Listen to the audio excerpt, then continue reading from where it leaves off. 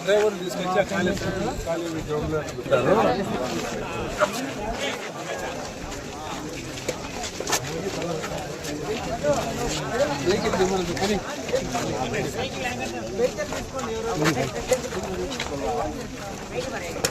జై జగన్ జై జగన్ జై జగన్ జై జగన్ జై జగన్ ఏం చంద్ర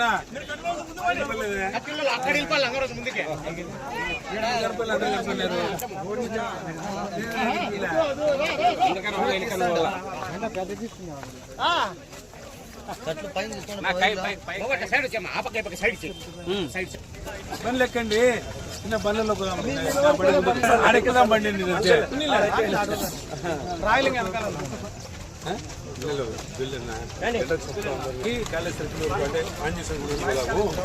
డ్రైవర్లు ఉంటూ ఉంటారు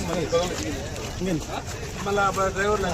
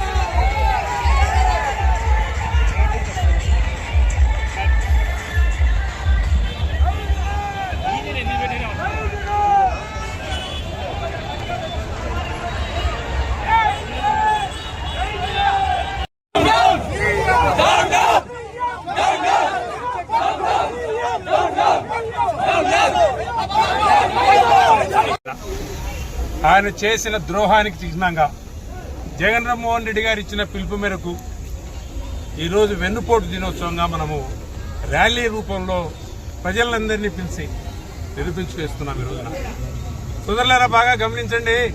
చదువుకునే విద్యార్థికి ఫీజు రియంబర్స్మెంట్ లేదు, పేషెంట్ హాస్పిటల్ పోతే ఆరోగ్యశ్రీ లేదు, పండించిన పంటలకు గిట్టుబాటు ధరలు లేవు.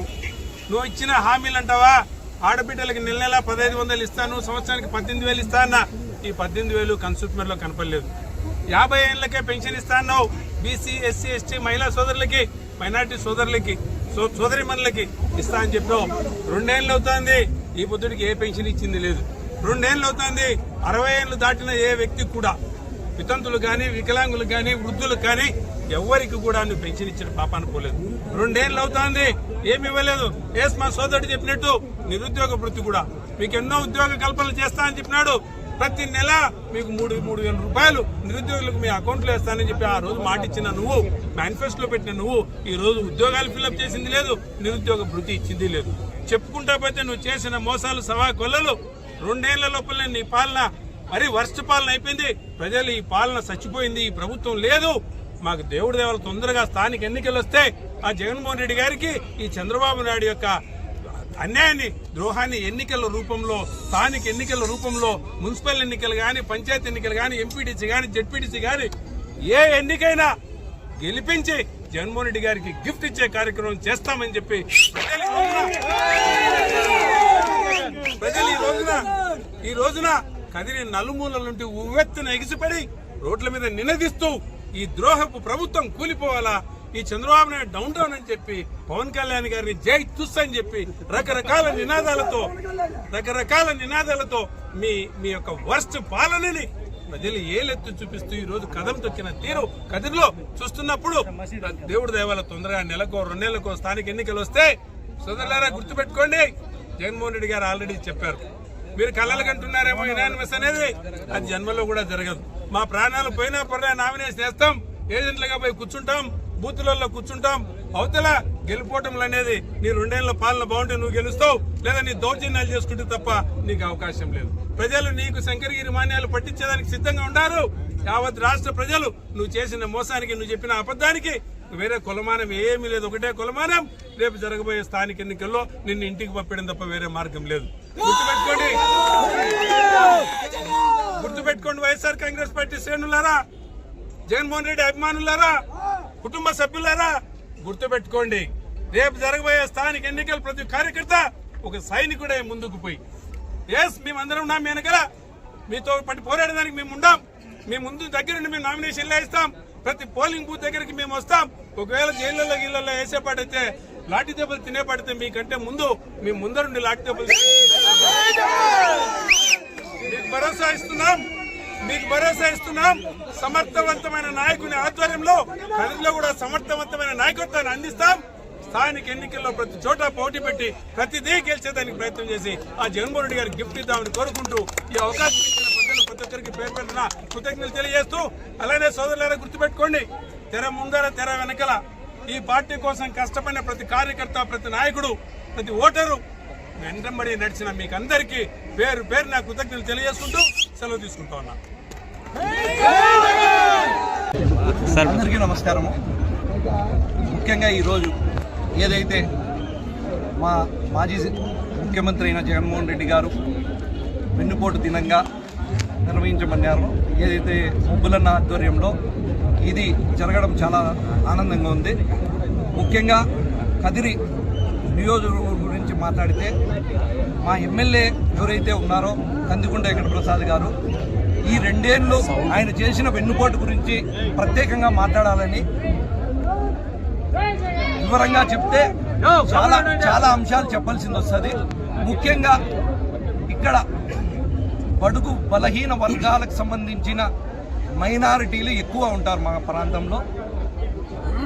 ఇక్కడ ఆయన ఉద్దేశం ఏమంటే మైనారిటీలు వాళ్ళ మీద విపరీతమైన ద్వేషం పెట్టుకొని కుట్రపూర్వకమైన ఆలోచనలతో పేద మైనారిటీల వస్తువు ఏదైతే ఉందో షాదీ మాల్, దీని మీద 18 నెలలుగా తాళం వేసి పెట్టాడు. దీని గురించి ఏమన్నా మాట్లాడదలుచుకుంటే ఆయన ఉద్దేశం ఏమంటే మైనారిటీలు వైఎస్ఆర్ కాంగ్రెస్ పార్టీకి అనుకూలంగా ఉన్నారు, వీళ్ళకు ఓట్లు వేశారనే ఉద్దేశంతోనే అతను కక్షపూర్వకంగా ఈ 18 నెలలు చేశాడు. ముఖ్యంగా ఆయన నేను చేశాను, నేను అభివృద్ధి చేశాను, మైనార్టీ ఫంక్షనాలు ఈరోజు నడుస్తూ ఉందంటే నేనే గత 2009లో నేను చేశాను అంటున్నాడు.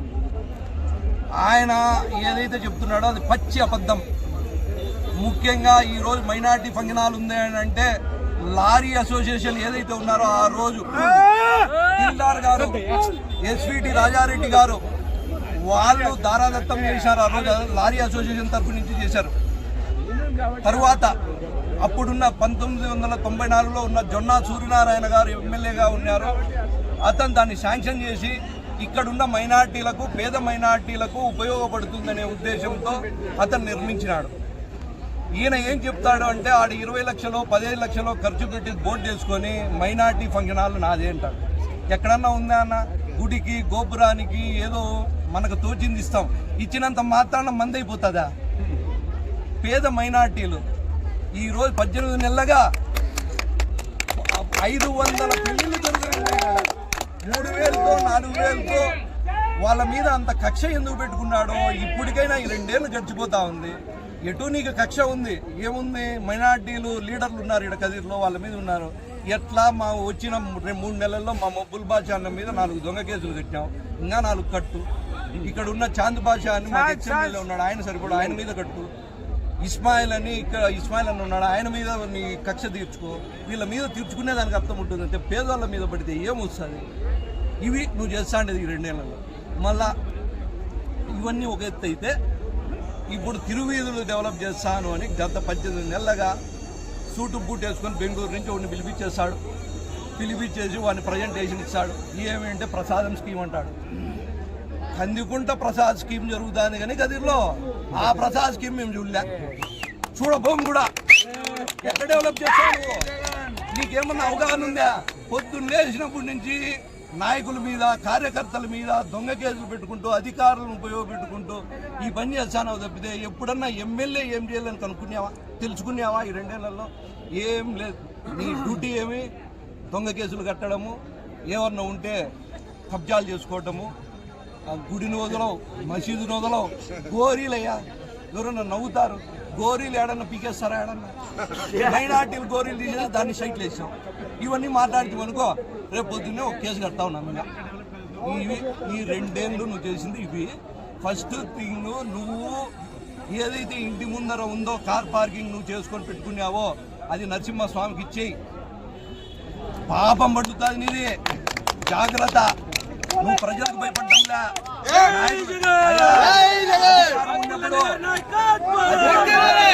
ఒక నిమిషం.